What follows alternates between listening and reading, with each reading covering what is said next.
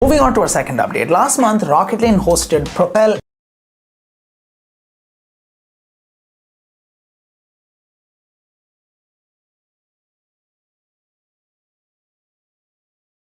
My boss is going to look at my allocation, see that I'm 100% occupied. It still sounds like an expensive way of saying AI is coming, we're all wrecked, but we're all in this together. Rocketland's footprint in Europe is officially bigger, bolder, and we're just getting started, lads. Cheerio. Indeed, with that we come to the end of this month's edition of Keeping